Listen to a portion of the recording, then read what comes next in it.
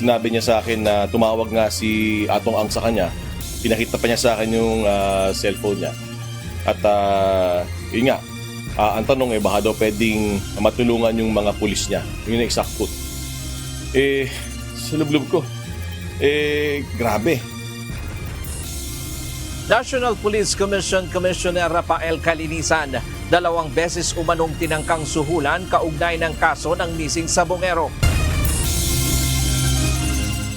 Dapat lang tingnan ito dahil hindi na po biro ang biruin ang kondisyon kalusugan ng Pangulo.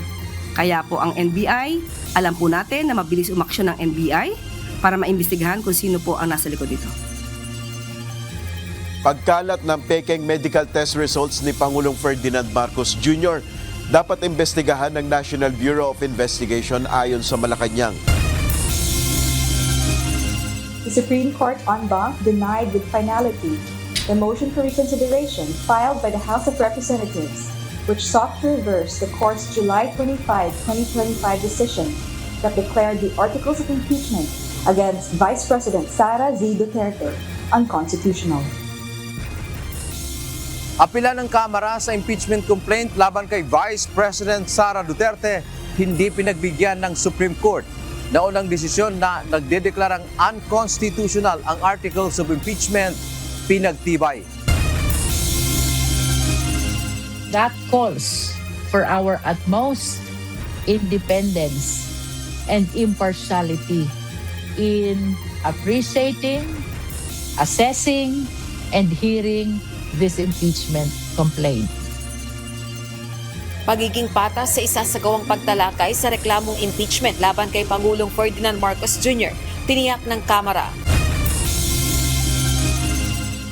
Pero malapit na namin file ng cases yung Bids and Awards Committee ng BFP from 2005 to 2025.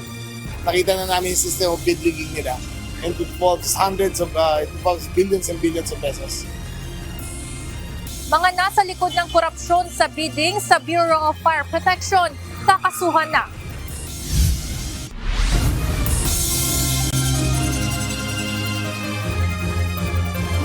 Magandang hapon, Pilipinas at sa buong mundo.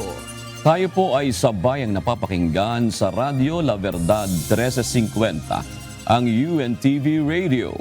At una sa ating mga balita.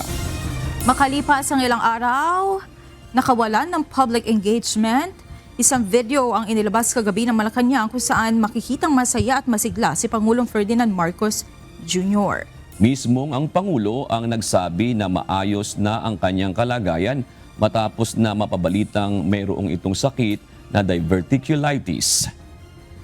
Plano naman paimbestigahan ng Malacanang sa National Bureau of Investigation ng mga nagpapakalat ng peking medical results. Ito ang balita ni Nel Maribuhok. Kamusta na po kayo ngayon? Okay na.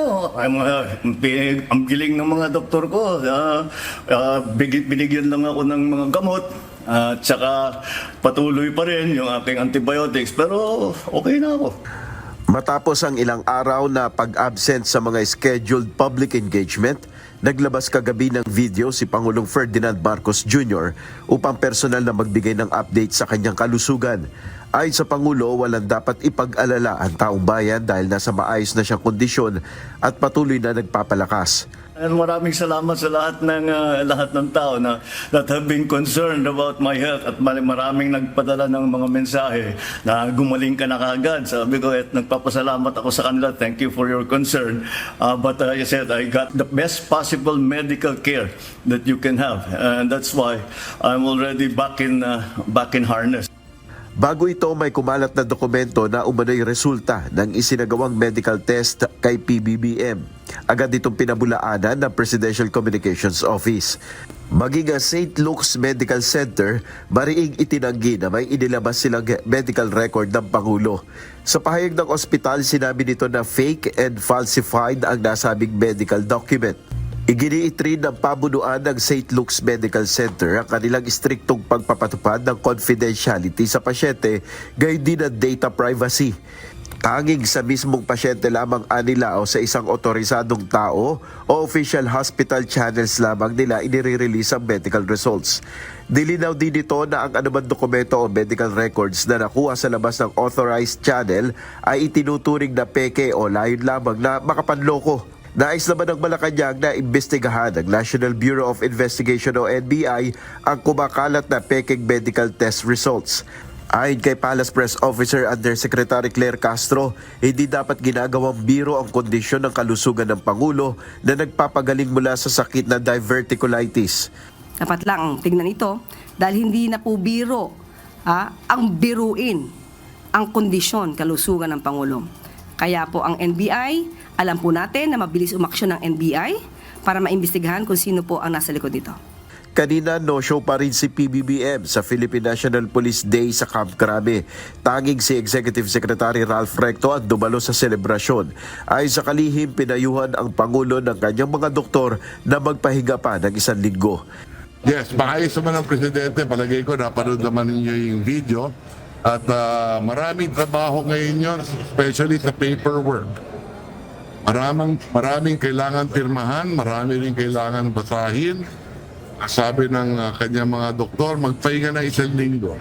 Looks like, at palagay ko naman, kung kayong lahat ay kumain lang ng sabaw ng 3, 4, 5 araw, talagang papayat ka. Ayon kay Yusek Castro, may 2 event ngayong hapon ang nakatakdang daluhan ni Pangulong Marcos. Del Maribuhok, UNTV News and Rescue, Diyos ang aming sandigan, serbisyo publiko ang aming pinahalagahan. Tiniyak ng House Committee on Justice ang pagiging patas sa isasagawang pagtalakay sa reklamong impeachment laban kay Pangulong Ferdinand Marcos Jr. Sentro ito na ipatutupad na panuntunan ng House panel oras ang magsimula na sa February 2, 2026. Ito ang balita ni Rosalie Cos. We owe our faith and allegiance to the sovereign Filipino people. We do not owe it to the President, neither to the Vice President, nor to any impeachable official. Kinukumpleto na ng House Justice Committee ang ground rules o ipatutupad ng mga panuntunan sa gagawing pagtalakay sa impeachment complaint laban kay Pangulong Ferdinand Marcos Jr. Nakatakda ang unang meeting ng House panel kaugnay ng reklamo sa Lunes, February 2, 2026. Ayon kay House Committee on Justice Chairperson at Batangas 2nd District Representative Jervy Luistro, sentro ng ipatutupad nilang panuntunan ng pagiging patas at pagtukoy kung may batayan at ebidensya ang reklamong impeachment. That calls for our utmost independence and impartiality in appreciating, assessing, and hearing this impeachment complaint. Naniniwala naman si Bicol Saro Party List Representative Terry Ridon, miyembro ng House Justice Committee, na ang binuong panuntunan ng komite ay pareho sa isasagawang pagtalakay sa impeachment complaint na ihahain laban sa iba pang impeachable official sa hinaharap.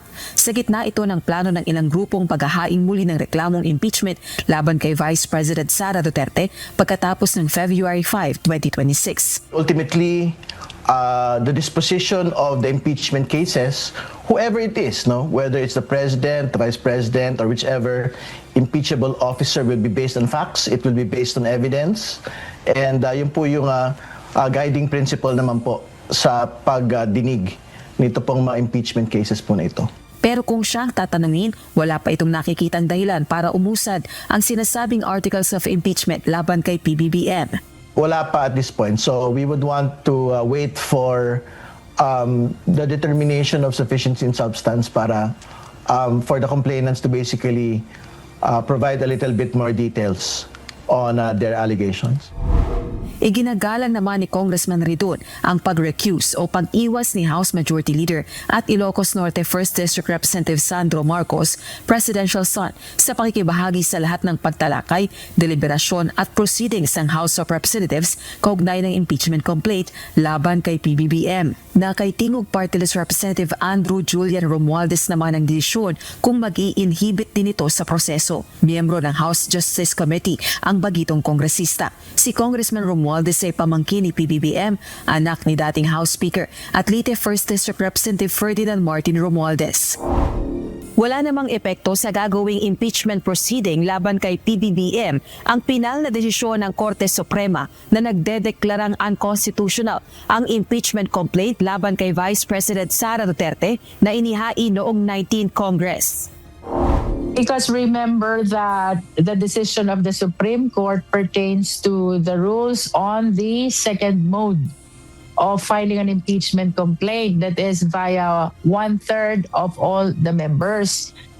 While this impeachment complaints against the president was filed under the first mode, no? Na ang complainant natin private individual lang, endorsed by a House member, same as with the second impeachment complaint. Samantala, ayon naman sa palasyo, hindi pa napag-uusapan ang pagbubuo ng legal team ukol sa impeachment complaint laban sa Pangulo. Ngunit ayon kay Palace Press Officer Undersecretary Claire Castro, handa si Pangulong Marcos na tumalima sa proseso ng Kamara. Natanong ko po siya kagabi, pero ang sabi lang po sa atin ng Pangulo ay alam niya po ang proseso at susunod lamang siya sa proseso. Ganun lang po. Rosa Licoz, UNTV News and Rescue.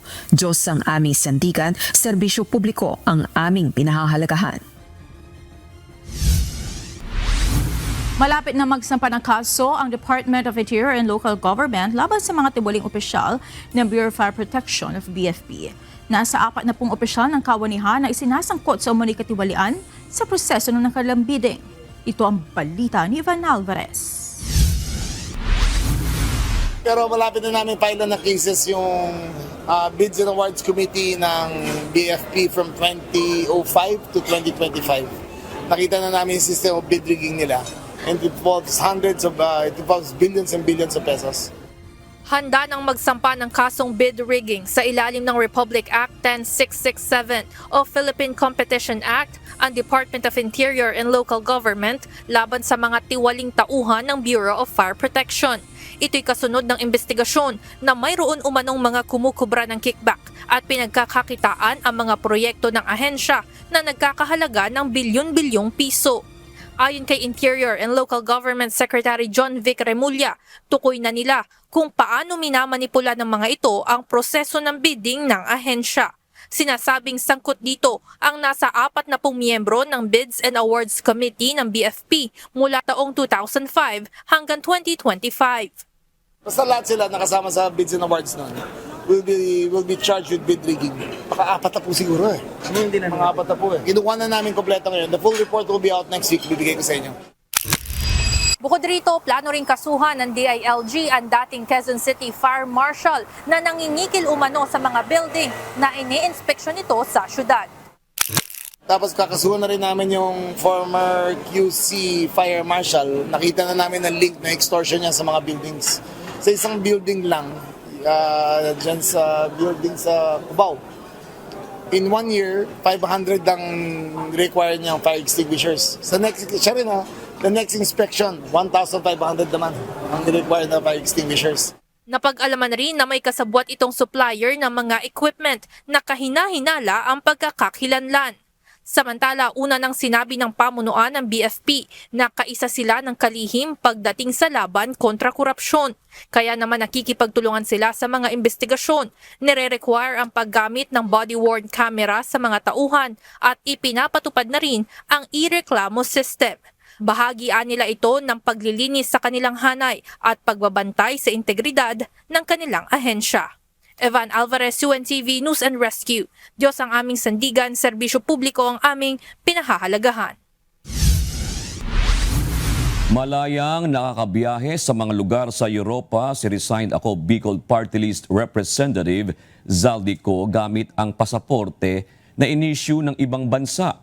Yan ang kinumpirma ni Department of the Interior and Local Government o DILG Secretary John Vic Remulla. Kaya't gagawa ng mga hakbang ang pamahalaan upang makansela ang foreign passport ni Zaldico at maibalik ito sa bansa. Ito ang balita ni Ryan Lacalale. He's using a foreign passport, so nakakaikot siya ng Malaya ron. But now we're gonna go harder na i-red flag namin yung foreign passport niya. Kinumpirma ni Interior and Local Government Secretary John B. Cremulya na gumamit ng foreign passport si Zaldico kaya't malaya itong nakakabiyahe sa Europa. Sabi ng kalihim na sisikapin ng pamahalaan na ma-red flag at tuluyang makansela ang foreign passport ni Ko sa sandaling makuha ang kopya nito para hindi na ito makalabas ng Portugal. Ayon kay Remulla, kasalukuyan ng gumagawa ng paraan ng pamahalaan upang makakuha ng kopya ng foreign passport ni Ko upang maipasa ito sa Interpol at magamit sa paglalabas ng red notice kahit hindi Pilipino ang pasaporteng ginagamit nito. Ang Europe naman madali naman umikot yan eh. Wala nang borders yan eh, di ba? Para umikot ka na ng Amerika. So hindi siya dumataan sa passport control. Ang ano lang daw yung apostille, kailangan mo magpakita ng passport noon. Pero hindi naka-flag yung, yung foreign passport eh. Kailangan pa namin makuha. Una nang kinansila ang Filipino passport ni Ko. Subalit nananatiling nakakaikot ito sa Europa dahil sa kawalan ng mahigpit na border control sa mga bansa roon. Inamin din ng kalihim na mahirap ang extradition process dahil walang kasunduan sa extradition ng Pilipinas at Portugal. Gayunman, sinusuri ng gobyerno kung may mga krimeng nagawa si Ko bago nito makuha ang kanyang foreign passport na maaaring maging batayan ng extradition. Wala tayong extradition treaty sa Portugal eh. So in that respect, mahirap ang coordination yan. Ang batas kasi nila, if the crime was committed prior to the commission of the passport, pwede siyang extradite. Pero to my best of information, 10 years ago yung nakuha yung passport niya, ay yung majority of his crimes was committed in the last 10 years, 2016 to 2026. So, naghahanap kami kung meron siyang violations before that para pwede siyang ma-extradite papunta dito. Aniya nakakakilos ng madali si Ko dahil sa dami ng pera nito, kahit pa na-freeze na ng AMLA ang mga bank account nito sa bansa.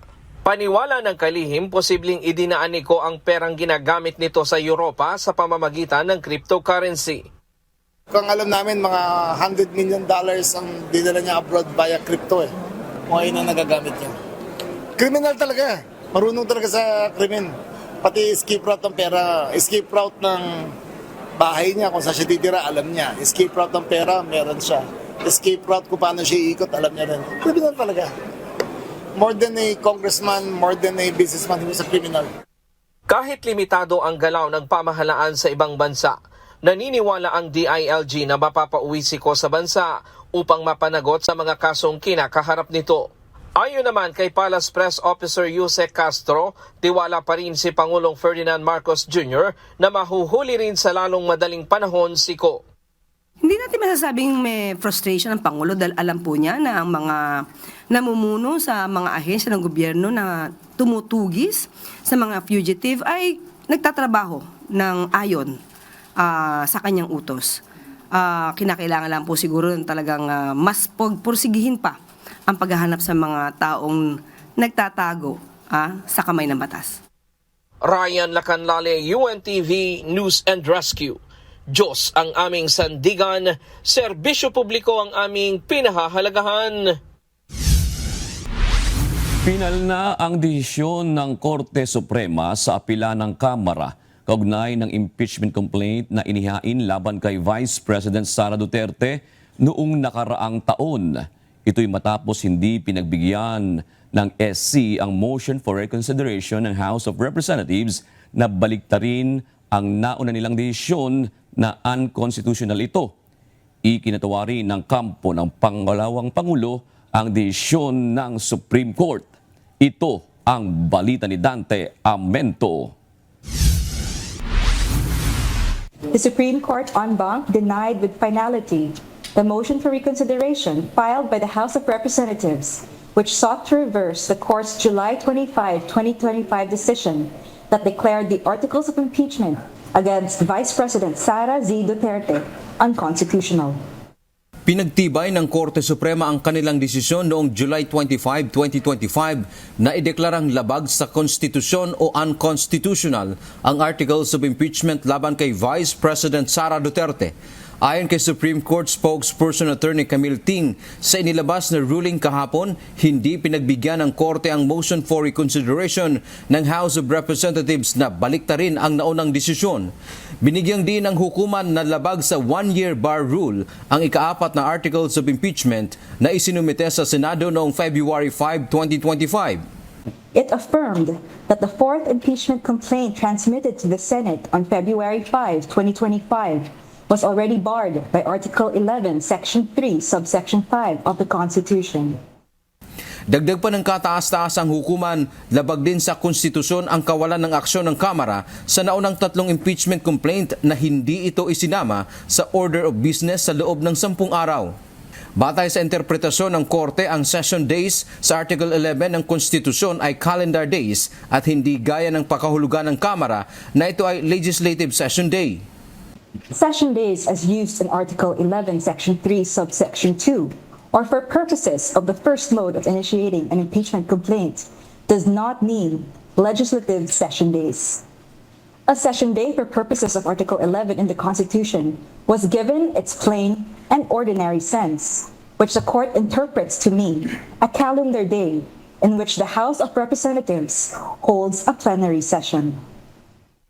Hindi na maaaring iapila ng Kamara ang desisyon at wala na ring ibang petisyon na tatanggapin ang mataas na hukuman kaugnay ng kaso. Samantala, sa pahayag ng defense team ni VP Sara, sinabi nitong kinilala nila ang desisyon ng mataas na hukuman sa pagdeny sa motion for reconsideration ng Kamara. Pinasalamatan nila ang Korte sa pagbibigay ng malinaw na gabay patungkol sa constitutional limits at tamang pagtrato sa impeachment proceedings. Dapat na anyang pagtuunan ang mga mahalagang isyu ng bansa. Nilinaw din ng Korte sa kanilang desisyon ang mga kailangan sa dalawang paraan ng paghahain ng impeachment complaint tulad ng due process at kung kailan masasabi na deemed initiated ang isang reklamo. Dan Tiamento, UNTV, News and Rescue. Diyos ang aming sandigan, serbisyo publiko ang aming pinahahalagahan. Handa nang i-endorso muli ng makabayan lawmakers ang impeachment complaint laban kay Vice President Sara Duterte. Kasunod ito ng pinal na desisyon ng Korte Suprema na nagdedeklarang labag sa saligang batas ang articles of impeachment na inihain laban sa Vice Presidente noong 19th Congress. Giit ng Makabayan Bloc, magpapatuloy ito sa pag-abot sa lahat ng legal at konstitusyonal na pamamaraan upang matiyak ang pagharap ni VP Duterte sa lahat ng reklamo laban sa kanya. Kaya ang panawagan ng grupo sa mga kasamahan sa Kongreso at sa lahat ng mga Pilipino, suportahan ang hakbang na ito. Susunod sa Ito ang Balita. The declaration of persona non grata is one of the most severe forms of diplomatic action that can be imposed by the government against foreign diplomatic personnel. Pagdedeklarang persona non grata sa Chinese embassy personnel, dapat pag-isipang mabuti ayon sa Department of Foreign Affairs.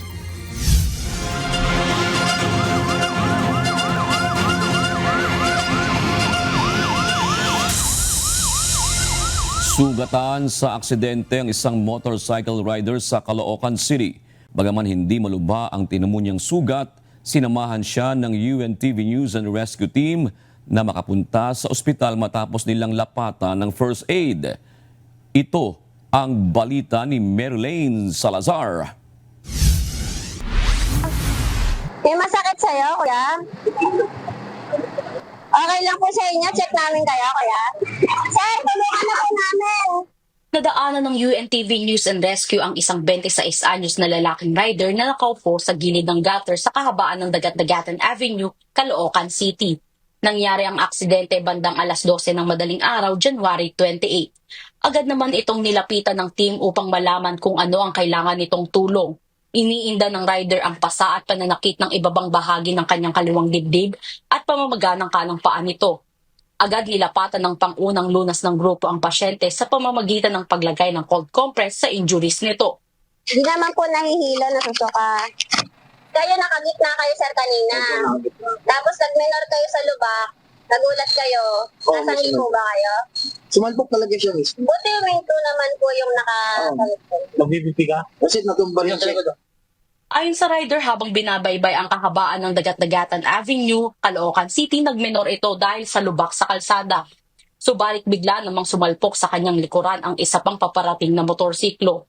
Matapos ang assessment at pagbibigay ng first aid sa rider, ay dinala ito ng team sa Caloocan City Medical Center para sa karagdagang atensyong medikal.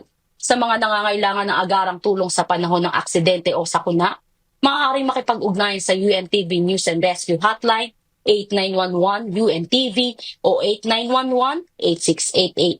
Mary Lane Jalzen Salazar, UNTV News and Rescue, Diyos ang aming sandigan, serbisyo publiko ang aming pinahahalagahan. Nakarating na kay Pangulong Ferdinand Marcos Jr. ang balak ng Senado na ipadeklarang persona non grata ang Chinese embassy officials. Ngunit ang Department of Foreign Affairs may paalala sa planong ito. Ito ang balita ni Nel Maribuhok. The declaration of persona non grata is one of the most severe forms of diplomatic action that can be imposed by the government against foreign diplomatic personnel. Itinuturing ng Department of Foreign Affairs o DFA na pinakamabigat na aksyon ang deklarasyon na persona non grata sa isang foreign diplomatic personnel. Ito ang pahayag ng DFA na binasa ni Palace Press Officer Undersecretary Claire Castro kasunod ng plano ng ilang senador na gumawa ng resolusyon para himukin ng palasyo na ideklara ang persona non grata ang Chinese embassy officials. Dahil na rin ito sa kritisismo ng Chinese embassy personnel sa mga opisyal ng Pilipinas na nagbibigay ng pahayag ukol sa posisyon ng Pilipinas sa West Philippine Sea. Ayon sa DFA, dapat pag-isipang mabuti ang aksyon na ito dahil sa maaaring maging implikasyon nito sa relasyon ng dalawang bansa. It also carries tremendous implications moving forward, such as reciprocal action or other countermeasures in other areas, which is why it should not be made lightly and decided only with careful and clear thought and preparedness for how it will shape the Philippines' strategic interests moving forward. Dagdag ng DFA, patuloy ang kanilang direktang pakikipag-ugnayan sa Chinese government hinggil sa iba't ibang usaping bilateral at international. Inaasahan ng ahensya na mabibigyan sila ng pagkakataon na gampanan ng kanilang tungkulin at lutasin ang issue sa counterparts nito sa pamamagitan ng dialogo at konsultasyon sa halip na sa pampublikong diskurso. Sa pahayag naman ng Chinese Embassy spokesman na si Ji Lingpeng, hindi na kailangan ng Senate resolution para maideklara silang persona non grata. Maaari niya itong gawin mismo ni Pangulong Marcos kay Ambassador Jing Quan. Ayon naman kay Yusek Castro, nakarating na kay Pangulong Marcos ang isyong ito. Aware po siya at nakikipag-usap din po siya kay Secretary Tess Lazaro. Ipapaubayan na lamang ni Yusek Castro kay Pangulong Marcos at DFA ang pagtugon sa usaping ito. Nel Maribuhok, UNTV News and Rescue. Diyos ang aming sandigan, serbisyo publiko ang aming pinahalagahan. Handa si Chinese Ambassador to the Philippines, Jing Quan, na umalis sa bansa sakaling ideklara siyang persona non grata ni Pangulong Ferdinand Marcos Jr. Ayon sa Chinese Embassy, agad aalis ng Pilipinas si Ambassador Jing ng may immense pride and honor sakaling ipag-utos ito ni PBBM. Ito ang tugon ng tagapagsalita ng Embahada ng China nang matanong hinggil sa resolusyong pinirmahan ng 15 senador na kumukondena sa pahayag kamakailan ng Chinese Embassy laban sa isang Filipino government official na tumutulig sa agresibo nilang aksyon sa West Philippine Sea. Ayon pa sa Chinese Embassy, si Ambassador Jing ay itinalaga ni Chinese President Xi Jinping at tinanggap ni PBBM, kaya tanging ang presidente lamang anila ng Pilipinas ang may kapangyarihan na magpaalis kay Jing sa bansa. Narito naman ang mga balita sa iba't ibang panig ng mundo. Ihahatid ng ating global correspondent na si Ann Gonzalez mula sa Ho Chi Minh City, Vietnam.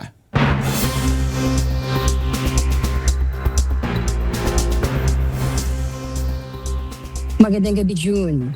Binalaan ni US President Donald Trump ang Iran na nauubos na ang oras upang makipag-ayos sa isang kasunduan para sa nuclear program.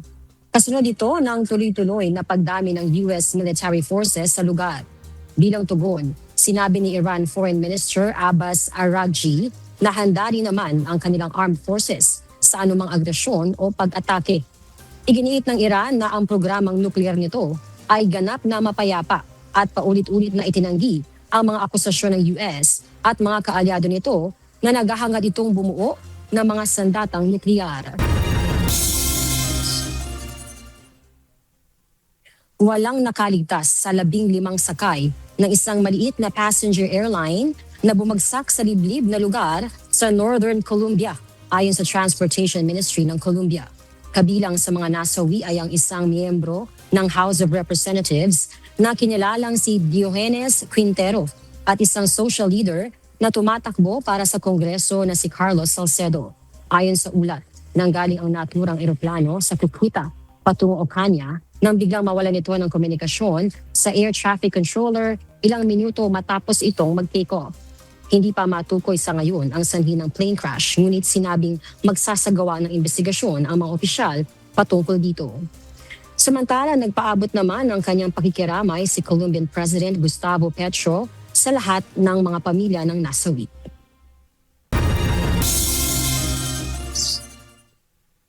Binitay sa China ang 11 miyembro ng Ming family na sangkot sa pagpapatakbo ng mga scam center at illegal gambling sa Laokai, Myanmar, malapit sa border ng China.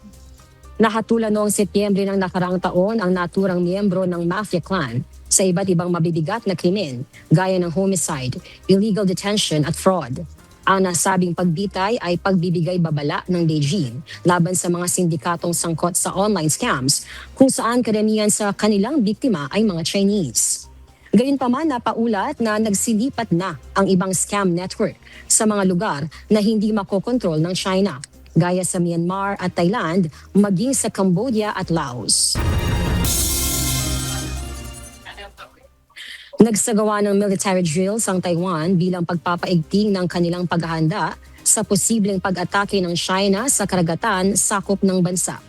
Gamit ang mga drone, fast missile-armed patrol boats at shore-launched anti-ship missiles, isinagawa ang pagsasanay sa karagatan malapit sa Zuying Naval Base sa Kaohsiung. Dito ay pinamalas ng Taiwan kung paano mabilis na matutukoy ang kahina-hinalang barko at ang paraan ng agarang pagresponde na may coordinated strikes. Ayon sa mga opisyal, layunin nitong makabuo ng epektibong kill chain at maipakita ang malawak na kakayahan ng bansa pagdating sa depensa sa kalupaan at karagatan. At iyan ang mga balita mula sa iba't ibang panig ng mundo. Mula dito sa Ho Chi Minh City, Vietnam, ako si Ann Gonzalez. Magandang gabi.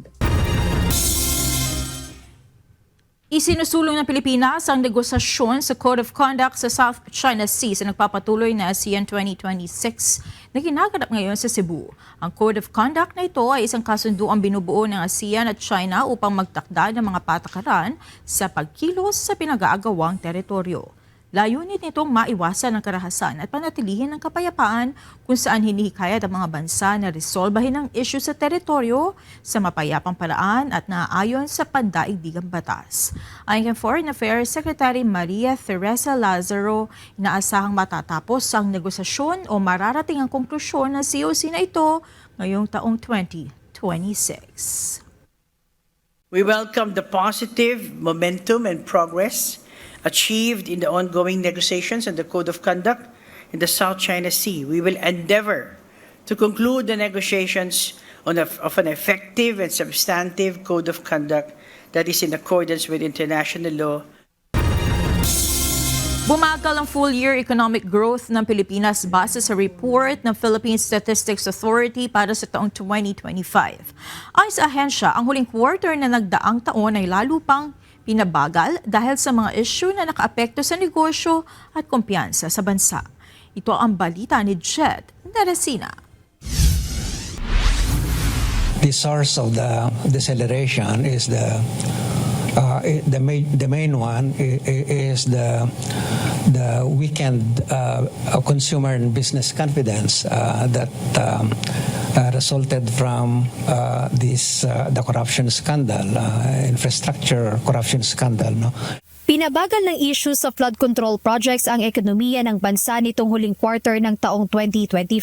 Ayon kay Department of Economy, Planning and Development Secretary Arsenio Balisacan, main driver ng pagbaba ng Gross Domestic Product o GDP ng Pilipinas sa ikaapat na bahagi ng nagdaang taon ay ang naisiwalat na malawakang korupsyon sa mga proyekto ng pamahalaan. Ayon kay Secretary Balisacan, bumagal o bumaba aniya ang government spending na malaking bahagi ng GDP. Paliwanag ng Kalihim, sa huling bahagi ng 2025, bumagsak ang government spending sa construction dahil sa mga investigasyon at anomalya sa mga flood control project. Dahil dito, maraming proyekto ang natigil o hindi napondohan.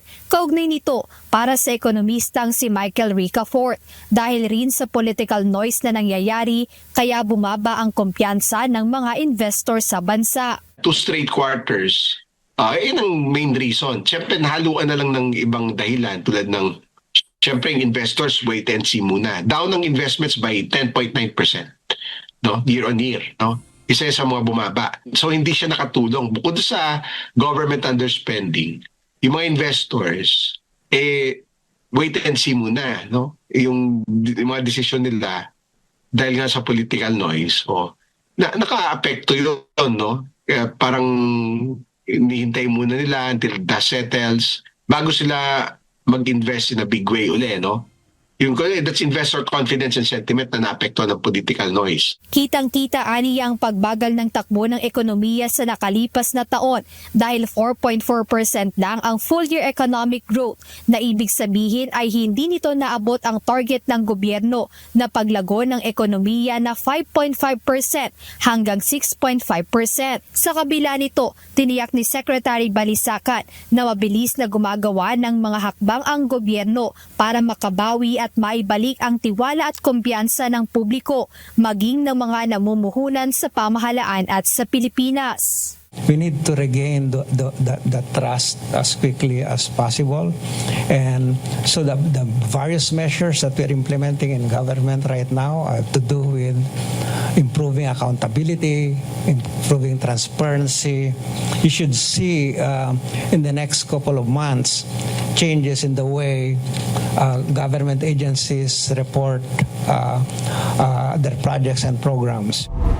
Naniniwala naman si Ricafort na kinakailangang masolusyonan na ang isyu ng korupsyon sa bansa. Aniya, dapat maging seryoso ang pamahalaan sa pagsugpo nito at ayusin na rin ang sistema sa hanay ng mga opisyal. Parang cancer yung korupsyon to. Ayun yung nagpapahina ng ekonomiya din natin, pati yung kumpiyansa ng mga investors. Kaya pag inayos yan, mga anti-corruption measures yan, pinarasahan nyo kailangan parusahan, ayun yung mga sinyalis doon. Meron na naman, pero pag nakita talaga na seryosohan, pati yung iba pang reforma na ipapasa, babalik yung kumpiyansa, daming investments, daming business opportunities, trabaho sa ating bansa. Lalago yung ekonomiya. Yun na lang hinihintay Sa kabila ng pagbagal ng ating ekonomiya nitong huling 2 quarter ng 2025, umaasa ang economic managers ng bansa na ang 2026 ang magiging rally point o panahon ng pagbawi ng ekonomiya ng Pilipinas. Jed Neresina, UNTV News and Rescue. Diyos ang aming sandigan, serbisyo publiko ang aming pinahahalagahan. Susunod sa Ito ang Balita.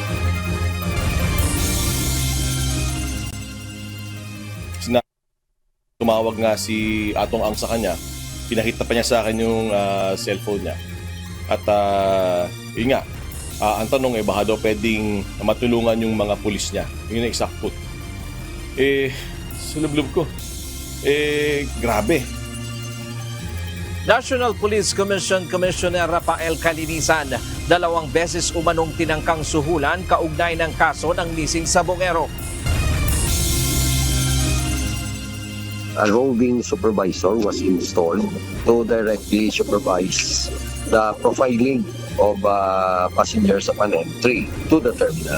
So, kay wala na sang x-ray, wala na sang check sa ilang physical kag hand carry. So, gina-profile lang sila. Mga pasahero sa Iloilo Airport, isa sa ilalim sa profiling bago makapasok kasunod ng insidente kamakailan. Ilang beses umanong tinangkang suhulan ng kampo na negosyanteng si Atong Ang, si NAPOLCOM Commissioner Rafael Calinisan. Nais umano na negosyante na matulungan ng mga pulis na iniimbestigahan nila sa pagkakasangkot sa kaso ng mga nawawalang sabungero. Ito ang balita ni Ryan Lacanlale. So ang totoo niyan, alala ko pa yung date, July 12 yun. So itong si Atong Ang, pangalanan na natin, ay tumawag sa isang taong sobrang very close sa akin. Ay yung tipong level na sobrang hindi ako makakaindi o mahihirapan akong humindi. Ibinunyag ni National Police Commission Commissioner Rafael Calinisan na 2 beses umano siyang tinangkang aregluhin kaugnay ng investigasyon sa kaso ng mga nawawalang sabungero. Ayon kay Calinisan, noong Hulyo ng nakaraang taon, tumawag umano si Atong Ang sa isang taong malapit sa kaniya upang alamin kung may paraan para matulungan ang mga pulis na nasasangkot sa nasabing kaso. Dagdag pa ng opisyal, ipinakita pa umano sa kanya ang cellphone bilang patunay ng naturang tawag, kung saan tinanong kung may maaaring gawin upang makialam sa proseso ng investigasyon. Sinabi niya sa akin na tumawag nga si Atong Ang sa kanya. Pinakita pa niya sa akin yung cellphone niya. At yun nga, ang tanong baka daw pwedeng matulungan yung mga pulis niya. Yun yung exact quote. Sa lublob ko, grabe. Pero tinanggihan ito ni Calinisan at hindi nadala sa pang-aareglo. I'm naming him. Kasi ang tanong dyan, bakit ka interesado sa kaso ng mga pulis sa sabongero? Sige nga, bakit? Dahil ba sa mga tao mga sila? Dahil ba sa inutusan mo sila? Ba't ayaw mong madismiss sila? Diba? At bakit ako ang inaareglo mo? Diba? That call said a lot. And in fact, na-confirm na sa utak ko kung ano talaga yung tuong story dyan. Gayunman, may isa pang grupo na pinangungunahan umano ng isang local chief executive ang nagtangkang muling makipag-areglo sa kaniya. Pareho pa rin ang kausap na kaibigan ni Calinisan sa kaparehong kaso ng mga nawawalang sabungero. Ayon kay Calinisan, hindi na sila umabot sa usapang pera dahil agad niya itong tinanggihan. Ito ang panahong nagsasalita na sa media si alias Totoy. Gayunman, hindi na pinangalanan ni Calinisan ang local chief executive at ang grupo nito. Hindi ko naman napapangalanan because obviously investigations are still live. Yung mga kaso rin sa DOJ, dapat sila ang bigyan natin ng kortesiya, di ba? I defer to the Department of Justice. Pero suffice it to say, mayroong grupo na sumubok na umareglo rin sa akin. At magtataka ka kung bakit. Maaari sigurong involved din sila. Maaari doon din dinadala. I wouldn't know. Anya, inihayag na niya ito sa publiko noong nakaraang taon. Subalit hindi niya pinangalanan ang mga nasasangkot dahil nagpapatuloy pa noon ang investigasyon sa mga pulis na iniuugnay sa nasabing kaso. Gayunman, matapos maglabas ng resolusyon at desisyon laban sa mga police personnel na nasasangkot, minabuti na niyang isapubliko ang naturang impormasyon. Pero ngayon, nilabas na namin yung aming resolusyon, ang aming desisyon. Dinismiss na namin lahat ng mga involved dito sa sabongero case. Pati yung isang general, ang recommendation namin removal from the police service. So tapos na as far as NAPOLCOM is concerned yung mga kaso. So I think I owe it to the Filipino people, malaman ng tao ano bang talagang tunay na nangyari. I want to be transparent. Na ito nga, sinubukan tayong aregluhin ni Atong Ang. Ryan Lacanlale, UNTV News and Rescue. Diyos ang aming sandigan, serbisyo publiko ang aming pinahahalagahan. Nasa Cambodia na ang liaison officer ng Pilipinas para hanapin si Atong Ang. Ayon kay Interior and Local Government Secretary John Vic Remulla, malaki rin ang pag-asang mabilis na mapapauwi ito, lalo na ngayong si Pangulong Ferdinand Marcos Jr. ang chairperson ng ASEAN. Si Ang ay sinasabi nagtatago sa Cambodia kung saan merong extradition treaty ang Pilipinas. But his world is getting smaller. Palit ng palit yan. Kung nasa Cambodia yan, may extradition tayo, makukuha natin siya. Ang problema na naman, napakadaming salapi niyan. Diba? Pero hindi posible lahat yan. Si Tebes, napakaraming salapi, pero nakuha pa rin natin sa Timor-Leste.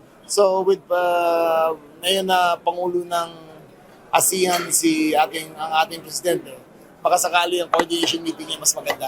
Nothing official. Ang info na yan galing kay Julie Patindongan. So, nothing official yan.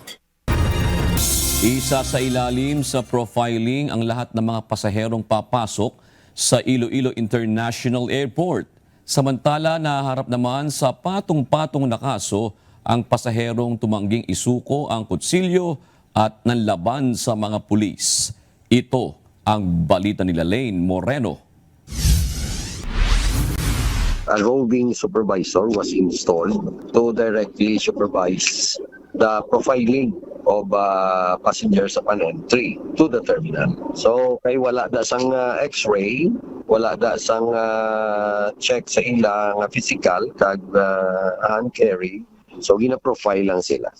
Nagpatupad ng ilang mga pagbabago sa seguridad sa Iloilo International Airport ang Civil Aviation Authority of the Philippines o CAAP. Ito ay kasunod ng nangyari kahapon na may isang pasahero na naipasok ang kanyang kutsilyo sa pre-departure area.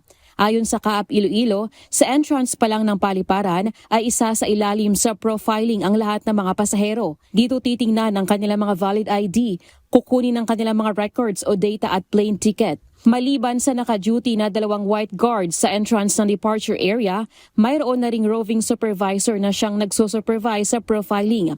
Para sa mas mabilis na pagresponde sa mga insidente sa paliparan, naglagay na rin ang mga tauhan ng Philippine National Police Aviation Security Group malapit sa x-ray machine sa 3rd floor.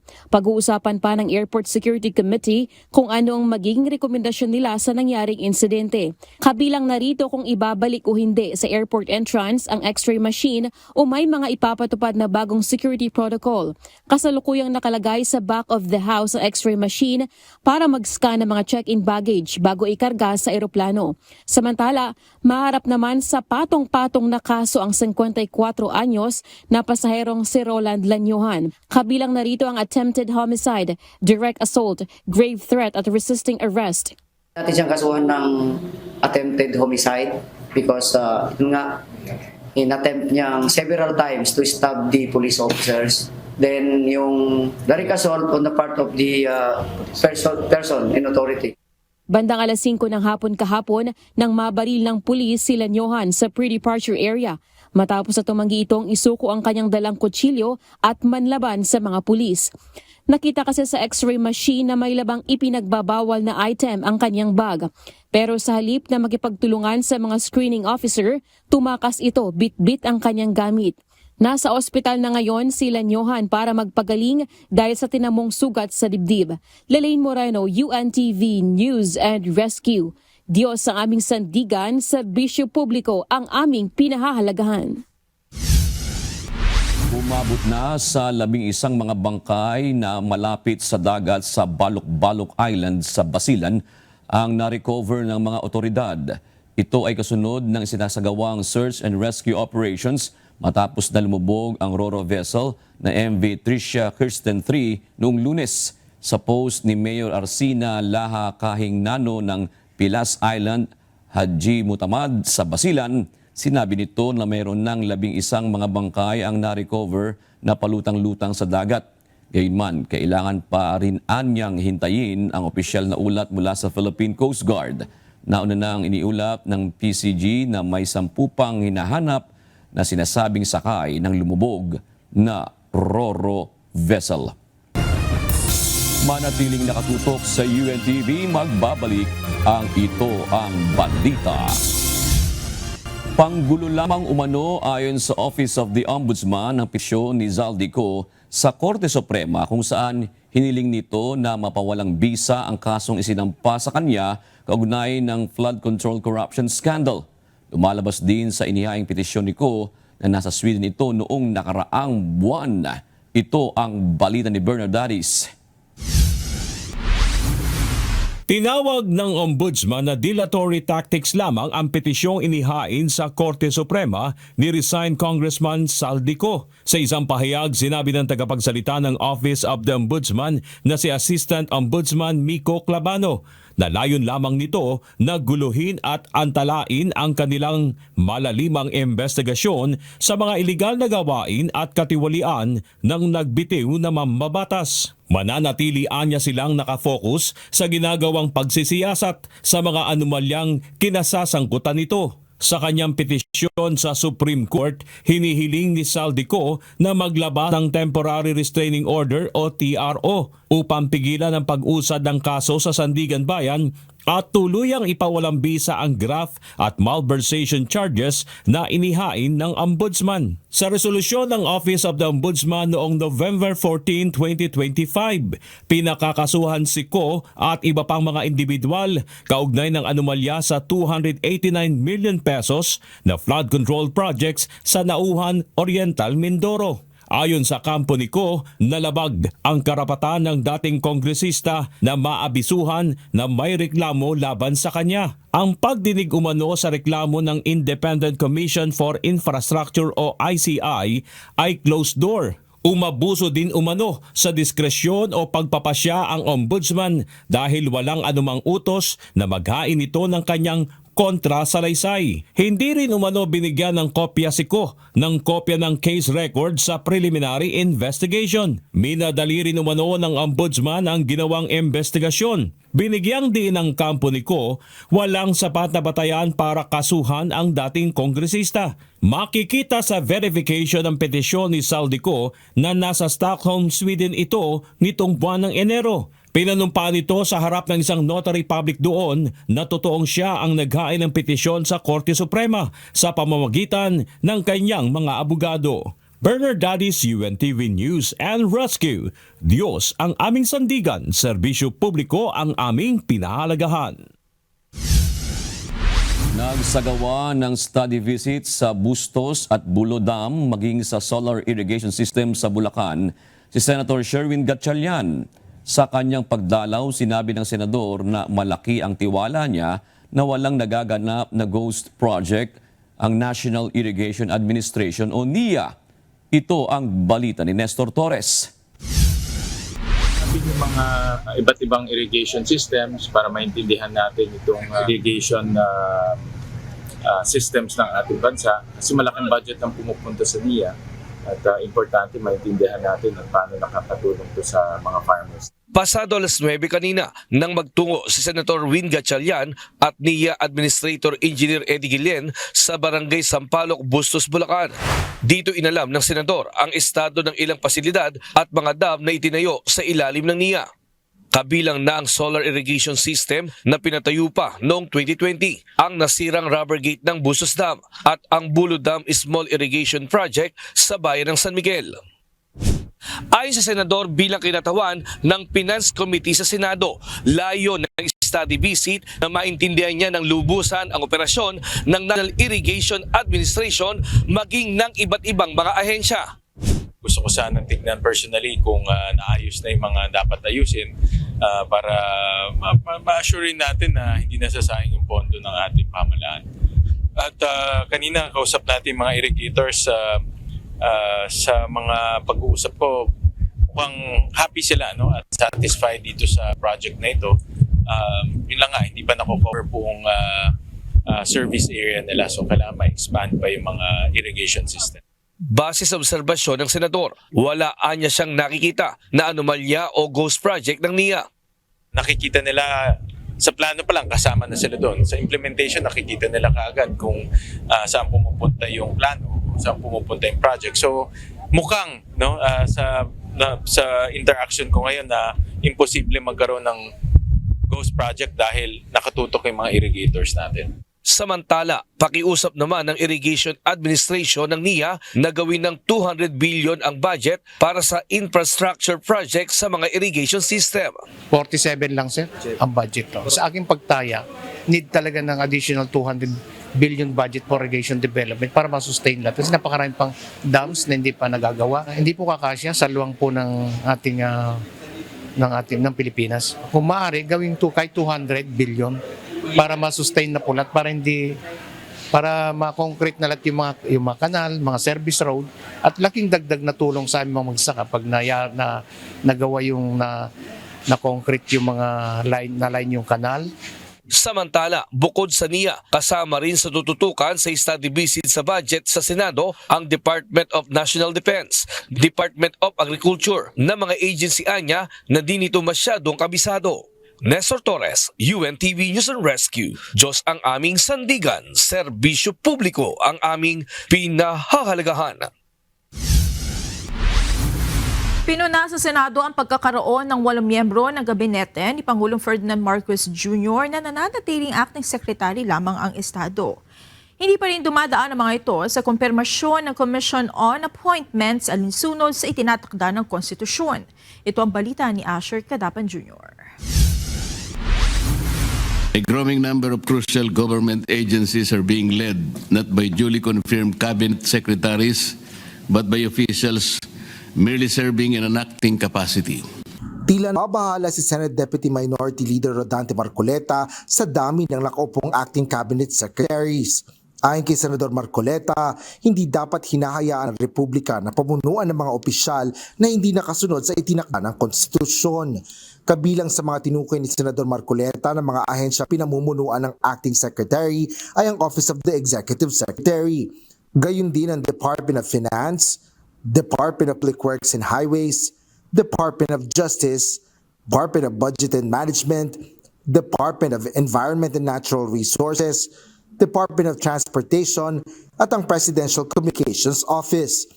Paliwanag ni Senador Marcoleta, humahawak ang mga opisyal na ito ng malalaking kapangyarihan, may kontrol sa bilyon-bilyong pisong budget at nag-aaproba ng kritikal na mga proyektong pang-infrastruktura. Ngunit hindi pa rin dumadaan ang mga ito sa kumpirmasyon ng Commission on Appointments o CA na mandato ng saligang batas. There is nothing inherently illegal about an acting secretary. The law allows it. The continuity of government demands it, but what is dangerous is when acting becomes permanent by design. Dagdag pa ni Marcoleta, ilan sa mga acting secretary ay ilang buwan nang humahawak ng mga malalaking cabinet departments. Iba sa kanila ay 2 o 4 na buwan ng acting secretaries habang may isa na umabot na ng kalahating taon. None of their appointment letters have been transmitted to the CA. Needless to say, the delay is not on the part of the CA. We cannot confirm what is never submitted.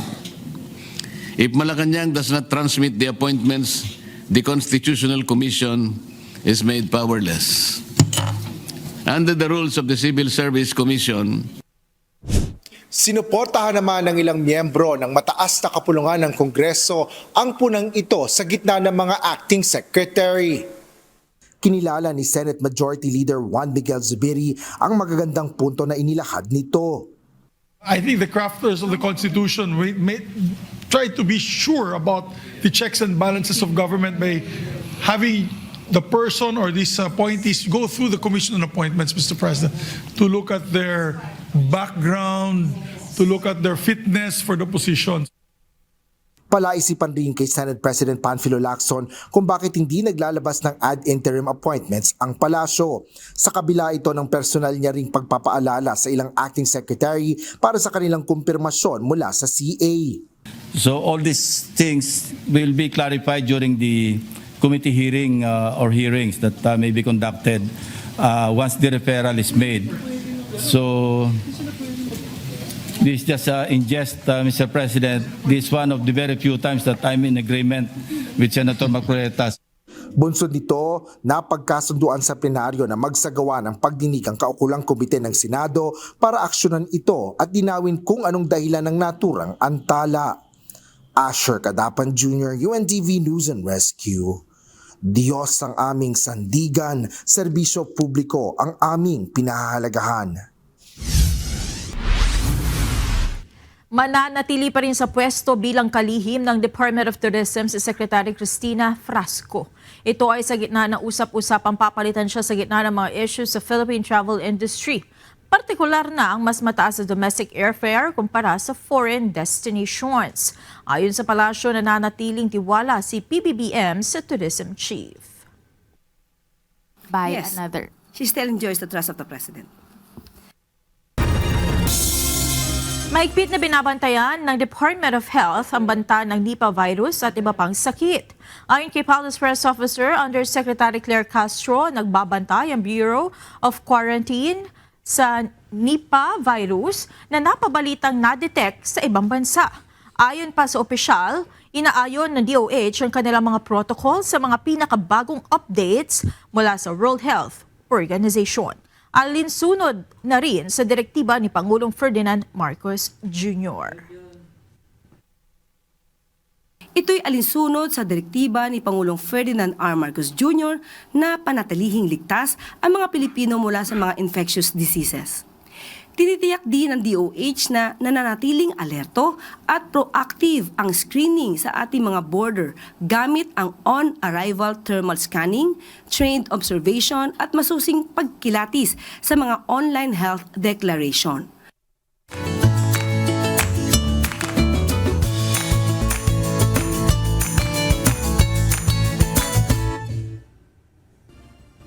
Narinig mo na ba yung Nipah virus? Oo. Dapat talaga maghihigpit ang pamahalaan.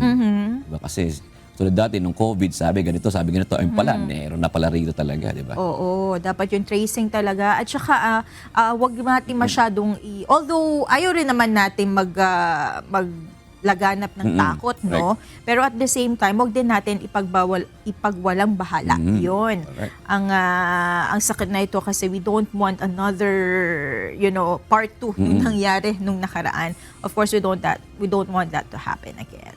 Okay. Ito na po ang ating mga naging kausi ngayong araw ng Huwebes. Salamat po at shout out kina Leti Torres, Ruben Sismondo Jr. at Flor Deliza Greaves.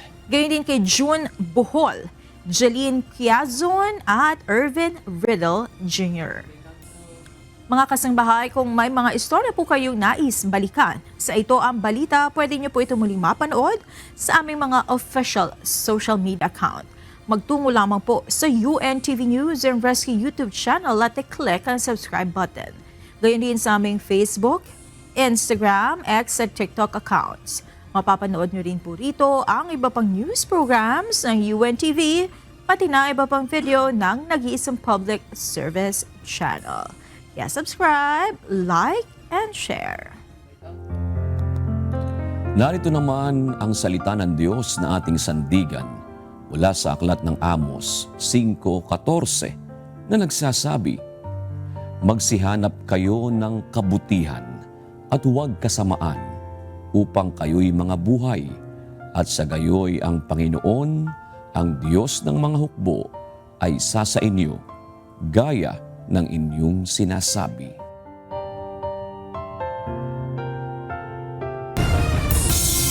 At yan na naging kabuuan ng ating balitaan ngayong gabi. Aming inilahad ng buong katapatan kung paano namin nasaksihan.